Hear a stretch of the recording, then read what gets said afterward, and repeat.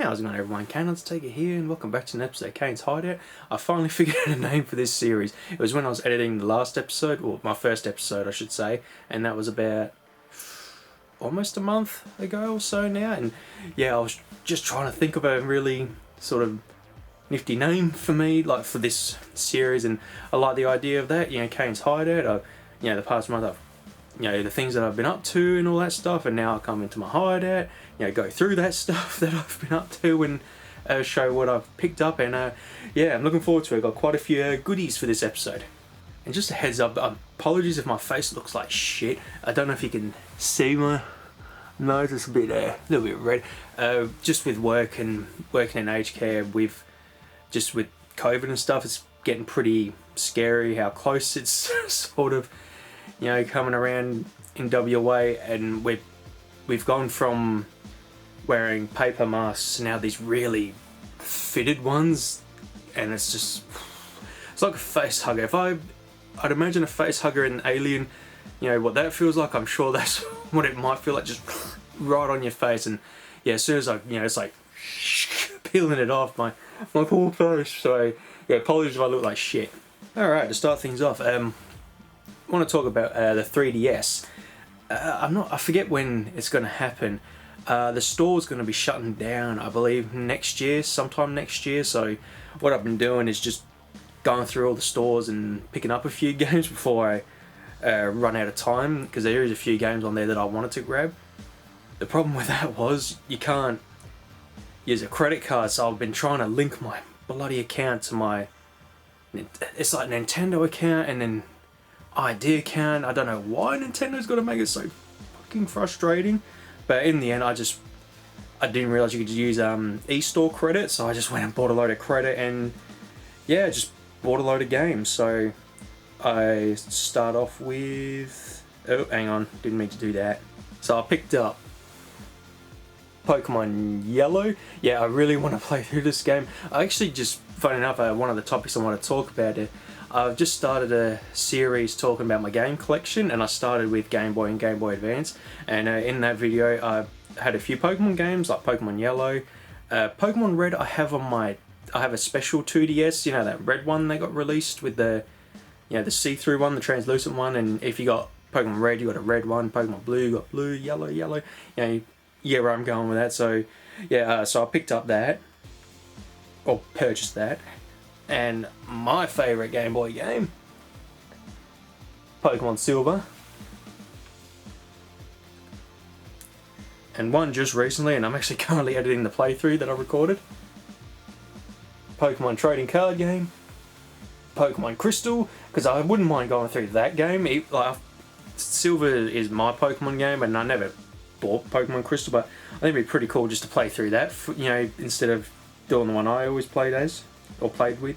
Sonic Blast, just some random games I've been looking at, and I've still got a bit of credit I need to spend before I lose the chance for that. Tails Returns, and just this really, not odd, but one that I've never heard of. Pokemon, and there you go, Pokemon Dream Radar.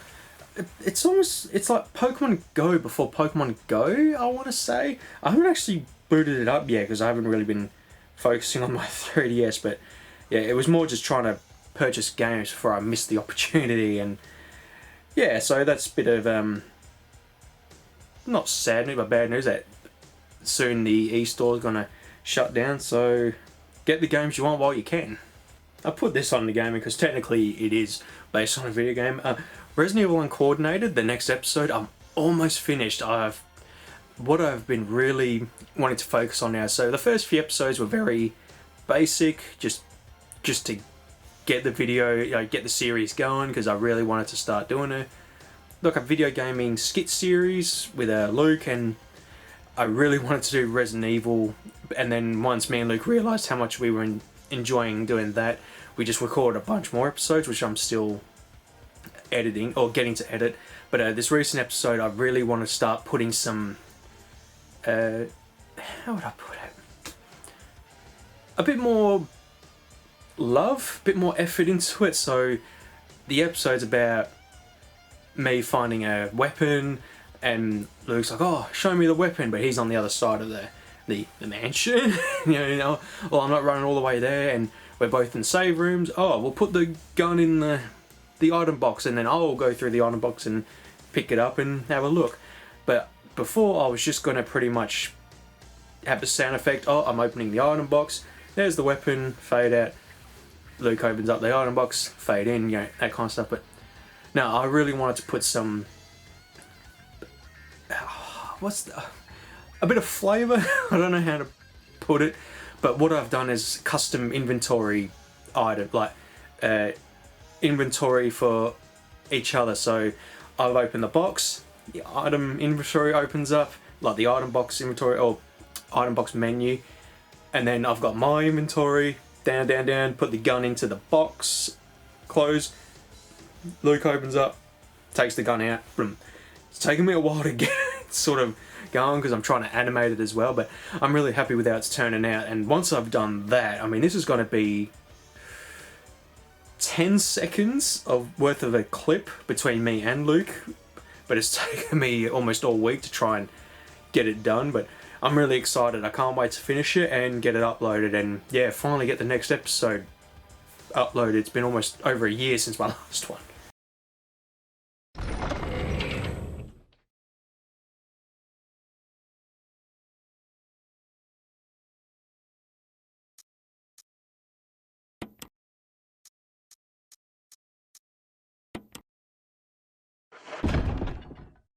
And just bringing up the gaming collection, yeah, I'm really excited. I've been wanting to do it for a while, just to show my game collection and just what I've picked up over the, like my time of gaming, and what are some close games to me that I love, and just the fun times I've had. And yeah, first episode's up, Game Boy and Game Boy Advance.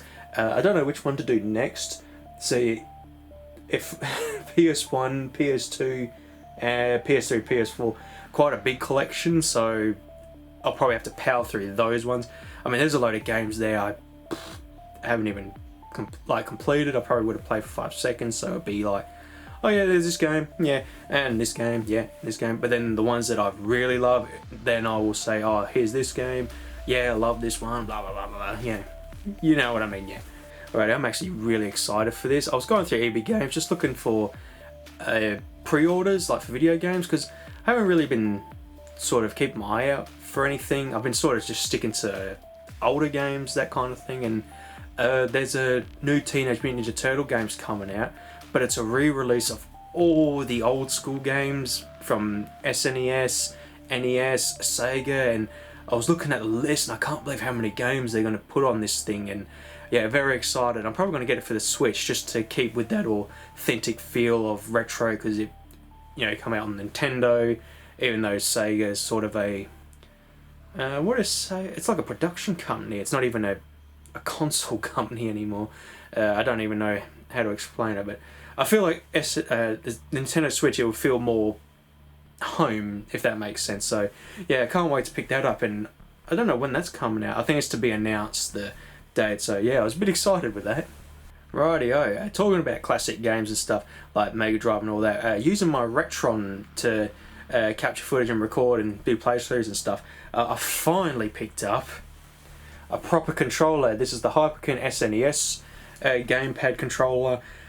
I just didn't like the Retron controller. I don't know why someone thought the stick would be more better than a D-pad. I mean, I just don't know why they did that. Why they put a rotated, stick on there. Sorry, itchy eye.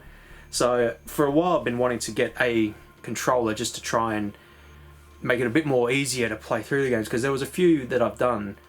I just think Batman and Robin did a playthrough on and used the Retron controller, and there was some moments where I was trying to jump, but then because I'm trying to angle it in a way, sometimes I haven't got it in the proper spot and it doesn't do the thing that I want to do. So now, no more problems, and a really nice colour. I went with this one. It feels really old school, neo retro kind of controller. If there was a translucent one, I would have got that one instead. Alrighty, I had a very sort of oh shit moment yesterday night, because PS3, I really love that console, but when it comes to recording playthroughs, it just proved very difficult.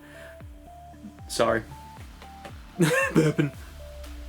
My early days of YouTube, it was quite easy to capture PS3 footage because the Elgato that I was using had a special plug to put through the PS3 and to bypass the HDMI bullshit they put in there. You know, I don't know why they did it, was ridiculous. And yeah, it was okay to do PS3 playthroughs, but I was always having problems. It just seemed I couldn't record long periods of time, so I had to cut it. It could never do 1080p for some reason. It would just either scramble or lock up, so it was always 720p. And then as time's going on and resolutions are getting higher, PS3 was just very, I wanted to try and get at least 1080p and it wasn't happening. The latest Elgatos didn't allow PS3 recordings, and yeah, for the last few years I just sort of really abandoned the PS3 recording and focused on trying to just get capture software to do like PS1, PS2, and I just focused on getting Xbox 360 games instead of the PS3. Until yesterday night. I completely forgot I had an HDMI two-way splitter. This was recommended to try to capture PS3 footage. Now, I remember buying this and trying it, and it didn't work. The PS3 just kept locking up, going blank, and I thought, oh well, that was money down the drain, didn't work, and I was gonna throw it out, but I thought, nah, I'll keep it. I'll keep it with the other adapters I've got, because then I'll try and, maybe I'll do a video one day comparing them all, because I have done a couple of video tests with all these different converters and which one's the best, which one works for certain people, people on a budget, if you want to spend the money, RetroTink's really good, and this one I think was like $20, and yeah, just never really bothered with it, threw it away like in a drawer, and I booted up my PS3 the other night just to play a game, and I captured some footage, and it was very low frame rate. It was you could definitely tell it wasn't HDMI, because I was using the RetroTink to do the capturing, and then after that I just plugged the HDMI cable in and play normal TV, like on my TV, because yeah, it would just looked really bad. Well, that was when I opened up my drawer to go through, and I found this little thing. I decided to try it again to do like recording like PS3 stuff using this rather than the RetroTink. I've started using OBS to capture my gameplay. It worked. PS3 is back on the menu for recording. I was amazed. I thought, it's working now, and I think another reason was I had the older Elgato HD, so that it just wasn't built for this kind of thing, because I now have the 4K Elgato, but instead of using the software, I'm using OBS. Oh, I wish I'd realised sooner, because now, when I'm going doing a retro video game trip, I'm going straight to the PS3 section and just going through all the games, because yeah, I couldn't believe it actually worked now. I was really happy, and I even took a couple of I'm gonna spoil it. The game I started playing, Metal Gear Rising, and now I'll post the clips that I recorded between the RetroTink using composite or component, I forget, and using this thing. And I sent that to Luke, and he was even like, where do I get one? So, really awesome.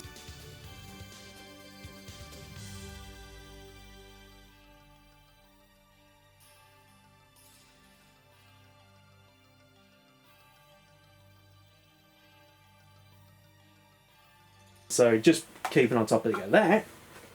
So yeah, I started Metal Gear Rising. A little bit of history with this game. Hang on, I just want to pull it out because it's a nice box.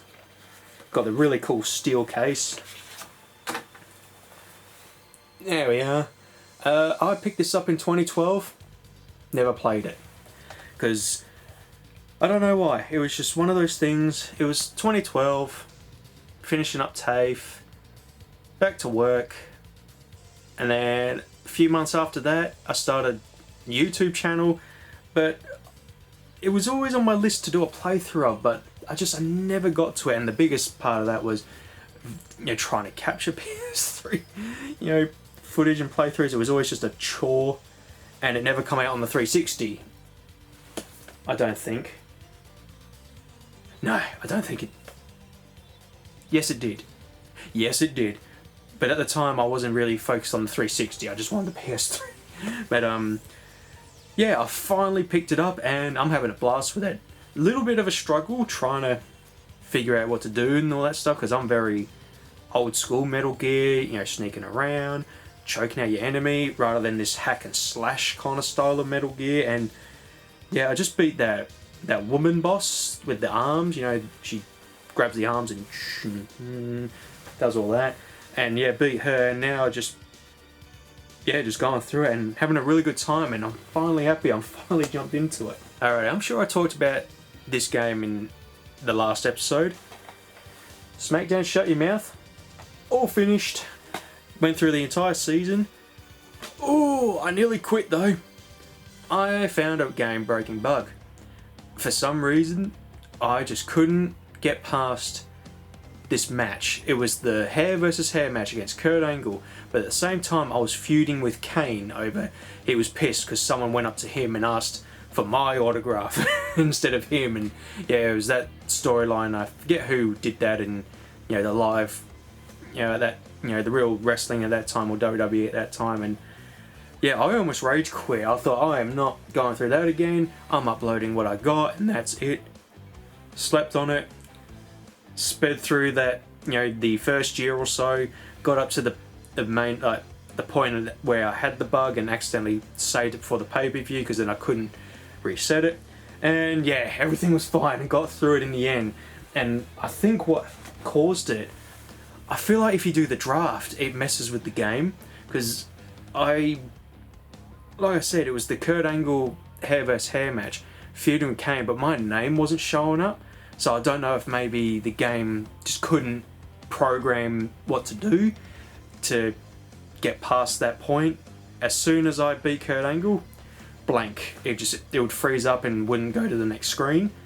And then, funny enough, every time I would reset and try again, I was getting different outcomes. 1 minute I was facing The Undertaker in a backstage brawl, still locked up.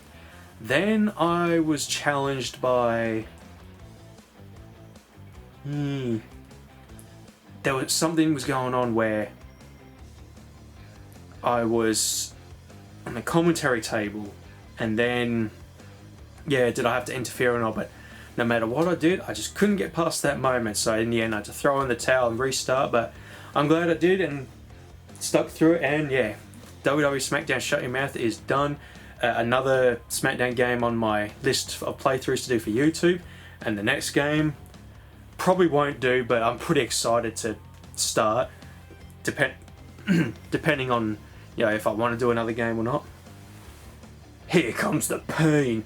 Cannot wait. I really want to do WrestleMania 2000 because I love playing that game back in the day, but my Nintendo 64 is unreliable, unfortunately. It's just very... The pins are loose. For some reason the cartridge shakes every time you put it in, and even just a slight bump will reset the game. Good example, I did a Christmas special a couple of years ago of Pokemon Stadium, and it was a real slog to get footage of, and then the audio all cut out. It was just a mess. So until someone releases a Retron console of that, or I can get a new N64, if I was confident, I would change and clean the pins, but it's just very... I tried to do the NES. I purchased a really cheap SNES, and yeah, it was just... For some reason the pins weren't working properly, and I thought, I'll give it a clean. Ooh, a lot harder than, you know, a PS1. I can clean out a PS1, no problem, but the NES was a problem, and the N64, I don't trust myself. I just don't know why N64 consoles for Australia, they're so expensive. I mean, the cheapest I can see is like 200, and it's like, come on. Okay, another game I've just beaten recently, Metroid Dread. Really enjoyed this game. Probably one of my favourite Switch games of all time. I had such a blast with this game. Even though there was a lot of frustrating moments and almost rage quitting moments, I had an absolute blast. I really did. Just currently going through trying to get all just 100% my game, and then I might go through the hard difficulty. But yeah, just something about that game, especially like the final boss, I never got frustrated. I probably died 20 times, but each time getting better and better, and it got to a point where he wasn't even touching me during his first stage, whereas my first battle, slow, like just punch, killing me. And yeah, once I beat him, I was like, yeah! Alright, I can't remember if I had this game during the first episode. I should have took some notes. Lego Star Wars, Lego Skywalker, Lego Star Wars, the Skywalker Saga. Really enjoying this game. I've only beaten the first episode and now halfway through the second. And yeah, I love Star Wars and I love Lego, and this is so much fun doing a playthrough on it. So yeah, really happy. It's one of those games that I'm just happy to just sit there and play and just not stressed out. Like, it's very, I mean, I'm skipping past most of the side stuff. I'm just focusing on the main stuff, because the thing with Lego games is you'll search for something, but then you need another character you haven't unlocked yet. So I'd rather go through the entire game first, and then in my own time I'll do all the side stuff. But yeah, I'm having an absolute blast, and I thought I wouldn't be recording any current game playthroughs, but here we are. Here's something random. WWF Royal Rumble for the Dreamcast. I don't own a Dreamcast, I don't plan on owning one, but just because I love wrestling and I've got a really big wrestling video game collection, I'm sort of picking up these side wrestling games that you don't really hear about or talk about. You know, this one's very, if I recall, it used to be an arcade machine or something like that, then they brought it over to the Dreamcast. But an interesting thing, spit it out. I picked up a homebrew PS1 game, a Resident Evil 1.5, and what I found was I could use the PS1 emulator on my PC, use a portable disc drive, and I could run the game. If I can get a Dreamcast emulator, I could probably boot this up and have a go at it. So yeah, just another game for my collection. Alright everyone, going into the first episode again. In that episode I saw Sonic the Hedgehog 2, really loved it, had a good time with it. So now I'm starting to try and complete my Sonic collection of what I can get. I mean, there's a few games out there that are hundreds and hundreds of dollars, so it's not going to be complete, but just games like this, Sonic the Hedgehog 06. I know it's one of the worst, apparently worst games of all time. I've never played it, so I can't say for myself, but it's just to have in my collection, and I probably will go through it, and I still sealed, I was amazed. And Sonic Colors Ultimate with a little baby Sonic keyring. So what I'll do, we'll open it up. Got this one fairly cheap, if I remember, it was like 30 bucks. Oh, look at him. There we are, there's the game. Now I'm looking at this, I've just remembered, I actually bought the DS version of Sonic Colors all those years ago, and I completely forgot about it. Oh, I got some DLC too, the Ultimate Icon Pack. Interesting. Oh, what's this? Oh, it's just a warning, don't choke on the hazards. Alright everyone, I wanted to show this because holy shit, I nearly passed out when I pulled the discard out. So all my Pokemon unboxings, I did almost all of their celebrations collection, just getting all the products and trying to pull all these cards out, and one of those cards on my list was a Shining Mew, and a very hard card to pull. I did it! I pulled the Shiny Mew! Okay, I've been in a very old school wrestling mood lately, so I picked up the History of the Hardcore Championship. Loved this DVD, probably one of my favourites, you know, in my collection. I've actually cleaned up my DVD collection from the last episode. You can actually see my wrestling DVDs. I've actually got more than that, I think, behind them, but yeah, there was a point in time where every fortnight, like payday for me, I was getting the latest wrestling DVD, especially ones from ones like a collection, you know, the best of these matches, the best of this superstar, and yeah, this one recently I picked up, and yeah, just finished it today. I had a really good time. I really forget how much I missed the Hardcore Championship, and yeah, it was really, really fun, and very shocking that it only lasted 4 years. It feels so much longer. So now I'm sort of on the hunt now for anything sort of more like WWF era and even early WWE, because 2002 I forgot how much I was really invested in wrestling, like with the hardcore title, like during its last few days of being a championship. And yeah, so I thought, alright, I'll keep my eye out for those, you know, DVDs, especially in that time period. And yeah, one caught my eye. Trish and Lita, best friends, better enemies. Yeah, I'm really excited to watch through this one because, geez, 2002 was really great for, I mean, not all the women, but the women who were getting the spotlight, you know, wrestling, really, you know, performing and just having action-packed matches. And yeah, looking forward to this one. And Trish and Lita, one of my favourite, you know, two of my favourite female wrestlers at that time. And I was shocked to see this. Global Warning. Holy shit. I got the VHS tape of this one. I got it for Christmas, or I think Luke got it, because we both, for Christmas in 2002, got a load of VHS wrestling tapes, and we got SummerSlam, Unforgiven, Global Warning. It was a music video where it had wrestlers' music play throughout the video, and yeah, one of them was Global Warning, and I got the DVD. I really want to rewatch this. A really great pay-per-view in Australia, so, you know, I'm in Australia, really cool. Alrighty, last few things. Movie and TV, basically. I started the show The Goldbergs. I was not born in the 1980s. I was born bang on 1990. But watching The Goldbergs, I just feel like I can relate to these, you know, to the show, even though I wasn't part of that decade.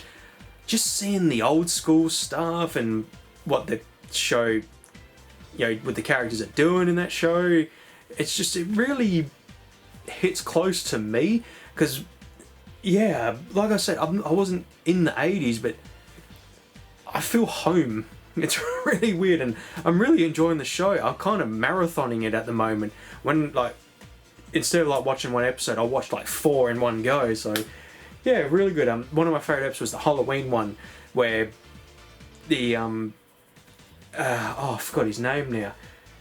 The kid who voices Jeff and Clarence, he doesn't want to go trick-or-treating anymore, but in the end because his grandpa wants to go as the Ghostbusters, and I thought, oh, that's cool. And then the big brother goes to a party as the Hulk. The mum is really funny. I think she's hilarious. I just can't look at that kid and not picture a square head. Movie time. I nearly picked up this DVD, but I thought, nah, because I bought a few months ago and I just didn't really enjoy them. It was on Amazon Prime, so that was cool. And because it was in the collection, it was free to watch. Great White. Not the best shark movie. Definitely not the worst. I actually really had a good time with this one. The whole stranded on the ocean's getting a little bit boring. I wish, you know, more people or companies would, especially with shark horror movies, go the Jaws route. You know, it goes through a period of, you know, almost a week. You know, we're trying to get rid of this shark, hunting this shark. You know, too many attacks happen. Right, we're going to go out there and hunt it. But this movie, like a few movies later, it's like, oh, plane crash, boat sinks, stranded on a raft, sharks trying to take everyone out, and I don't want to start bullshit. Not a fan of Sharknado. I don't like those kind of movies. I like atmospheric animal horror movies where you can just feel the tension. You think it's any moment it's going to strike without warning. And I got that with this movie. There was a lot of moments where I was like, you know, my heart's racing, and some of the moments of CGI were really shit, but then there was some moments where it was really good. I mean, there was a scene where a boat's it's sunk, but they're able to investigate what's going on, and the dude, as he's underwater, he turns around and there's just a body of a woman, and she's like torn apart, and I thought that was a good, you know, scene. But then it was the beginning scene, and the shark was very terrible. But like I said, not the worst shark movie, but not the greatest. Now here's a movie that I really enjoyed, Pixels. I never got around to seeing the movie. It just never crossed my mind to watch it. I love Adam Sandler. I love his movies. I love anything comedy of his movies, like Billy Madison, Happy Gilmore. He wasn't in it, but I love The Benchwarmers. That's one of my favourite movies of all time. It's a really great movie, and yeah, I finally sat down and watched Pixels, and holy shit, I really did enjoy it. I actually really had a good time with it. It wasn't what I was expecting. I thought the whole thing was just going to be a span of one day, but no, this was a really long span of time for the movie, and I actually really like the plot. You know, the main character, like Adam Sandler's character, gets beaten by Peter Dinklage's character. You know, I'm number one. You know, that kind of thing, and they send the tournament into a time capsule in space. Well, it turns out an alien planet takes this as a threat, so they send in their army to portray the characters of video games in that tape. And I thought, oh, okay, right, now it kind of, you know, makes sense, because I thought the video game characters just come to life, and I was like, really? That's how it's going to be? But no, I was really impressed with how they, you know, they went about it. And it's like, oh, if you don't win, we take over your planet and destroy you all, but if you win, you're the champion. And yeah, I really enjoyed it. I want to watch it again. That's how much I really enjoyed it. I was reading up, apparently there's a Pixels 2, cannot wait. One of my favourite bits. I really sort of went, oh my god. I forgot his name, Peter Dinklage's character. They go up to the, oh, I forgot his name, the creator of Pac-Man, and so the other characters are like, oh my god, you're my hero, you're my god, like you're a god to us, oh, we're just in awe. Peter walks up, made your game my bitch. And I thought, oh, brilliant. Awesome. I made your game my bitch. What is bitch? Alright, last one on the list. This was a random one. I'm kind of sticking to themes, like Friday, on my 3-day off week. Friday's a horror movie where I pick something scary. Saturday's movies that are quite well known. You know, they've had a theatric release. You know, everyone sort of knows what it is. And Sunday's a sort of something a bit different. Like, I wouldn't have seen in the cinema. It's come straight to DVD or VHS or streaming service. You know, that kind of thing. Black Fox: Age of the Ninja. I quite enjoyed this one. It was actually not a bad movie. I'm a sucker for sort of what's the proper term? You know, like martial art movies where it's treated as an art. It's not a movie released in America where it's a camera cut every second. You know, punch, camera cut, kick, camera cut, to try and show that the people doing the action scenes aren't shit. But this movie, it was definitely well choreographed. The fighting scenes were great, and the cheesiness was there, and I love a good cheesy MMA like martial art movie.